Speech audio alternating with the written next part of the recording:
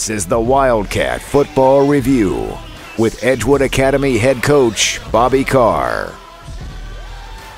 Hello and welcome to the Wildcat Football Review. I'm Ron Johnson with Coach Bobby Carr, the Edgewood Academy Wildcats. This week's game has been dubbed as the Showdown. We're matching the 2A defending state champ Edgewood Academy Wildcats versus the 3A defending state champ Escambia Academy Cougars. The game will be played here in Montgomery at Faulkner University campus with game time at 7 p.m. If you can't come out to the game, we certainly encourage you to. Watch us live online at www.edgewoodacademy.org/live. Coach, you've never been one to shy away from competition, and starting your season out with a 3A defending state champion, man, that sends a message that Edgewood Academy is not afraid to play anybody.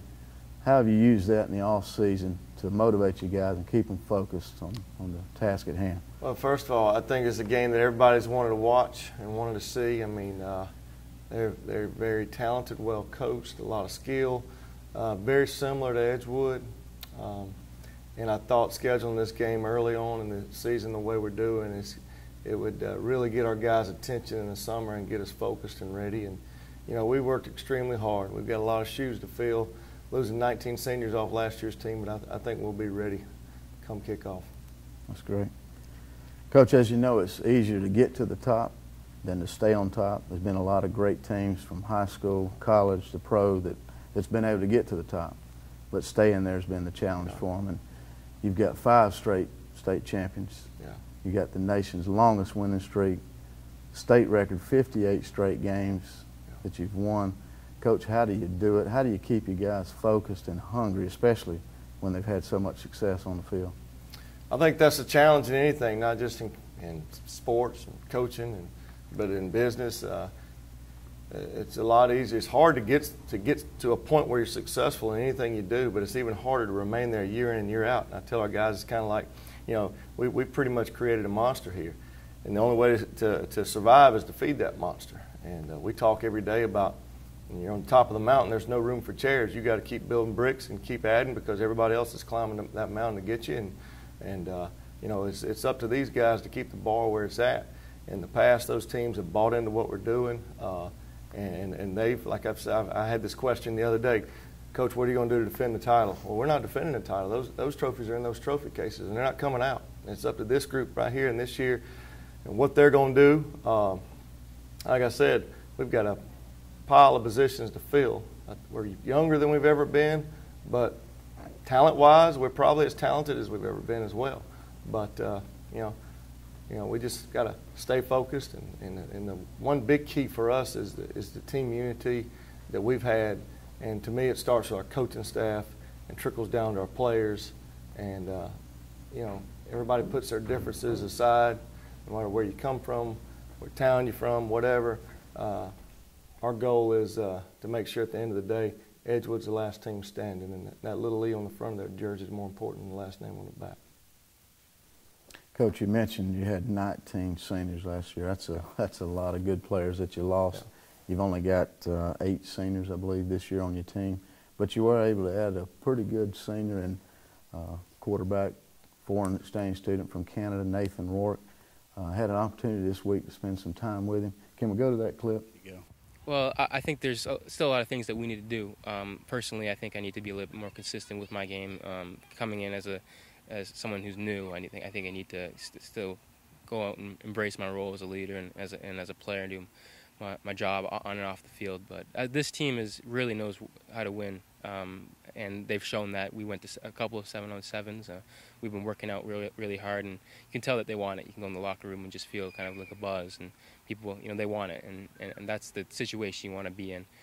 We're a young team. We're a little inexperienced in terms of seniors. I think we only have 4 or 5 on the rosters, or I may be wrong on that, but it's a low number. It's not as much as last year. But there are leaders in this group that can get us to where we need to be, and I'm confident in that. All right, Coach, didn't take long spending time with this guy to realize he has the potential to be something really special for you.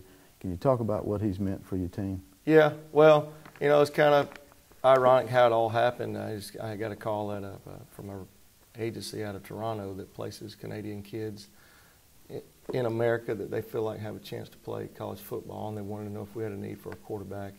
And our quarterback, Ryan Bottoms, was just graduating and did a great job for us last year. And he was a first-year guy that moved in from Pensacola. And, my son Tripp's just going to be a freshman, and he's going to be on the junior high another year. So we really did have a need there. And Nathan's family actually ended up moving down here to Canada. From Canada to Montgomery. So it all kind of worked out, and he wanted to play here in America his senior year. And he's come in and bought in with what we're doing. And, he's very goal-oriented. Obviously, he's a natural-born leader. The thing that impresses me the most that you don't really see is his football IQ. That was the question I had coming from Canada as they play with different rules, different people on the field and so forth. But, the most impressive thing to me is his football IQ and the way he handles himself as a man and as a team leader. All right, Coach, let's talk Escambia Academy. They're coached by Hugh Fountain. He's in his 4th season. Each of his 3 seasons, he's made it to the playoffs. So they're well coached, good team. Impressive. The last 2 seasons, he's won 10 win seasons, 2 back-to-back. Capped it off last year with a state championship. Yeah. What do you expect to see, offensive and defensive side of the ball? Well, I've known Coach Fountain for a number of years. He coached at Charles Henderson. Actually, our former running back, Josh Crawford, played for Coach Fountain when he was at Charles Henderson. But he's well respected in the coaching arena. And what you see is what you get. It's not real fancy, but they're very good at what they do. They've got the top running back in our whole association, Chris Brown, who can really fly. He's not very big, 5'8", 180, runs a true 4.40, bench presses 360, and he's going to be tough to hem him up. We got to get him before he gets going, because if he breaks the line of scrimmage, it's going to be tough to catch him. So that's the challenge there. And then there's the unknown. I don't know if they picked up a few players here and there, over the summer. A lot of folks do in the private schools, so I'm sure they probably have. But at the end of the day, we just got to make sure we're doing what we need to do. And we got to execute, because that's the things that are missing. I tell our kids every day, you do the little things right, big things happen. And so if we keep doing what we're doing, I think we'll be fine. I was going to follow up with a question on the key matchups that we as fans can look for.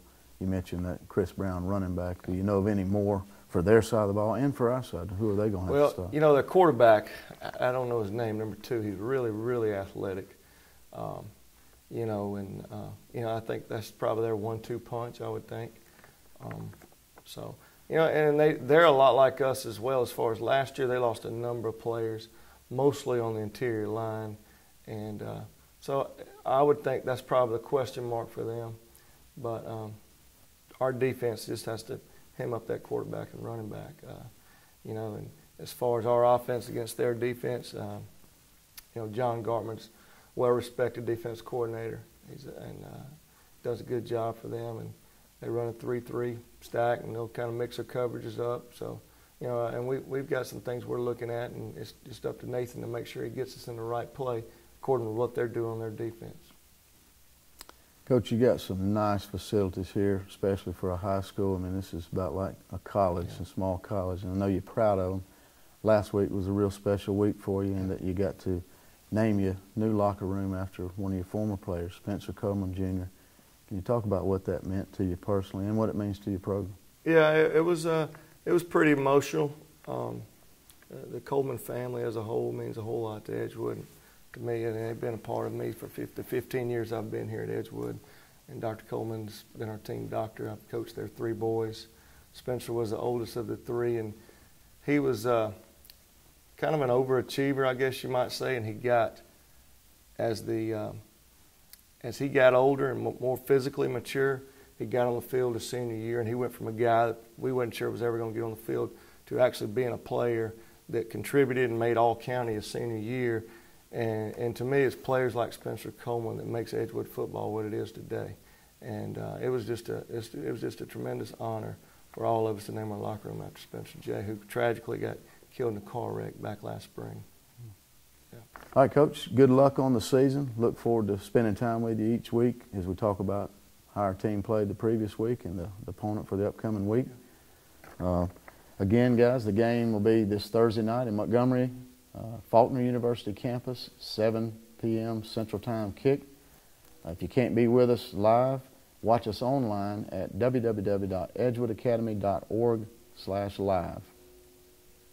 For Coach Bobby Carr, I'm Ron Johnson saying thank you for watching the Wildcat Football Review.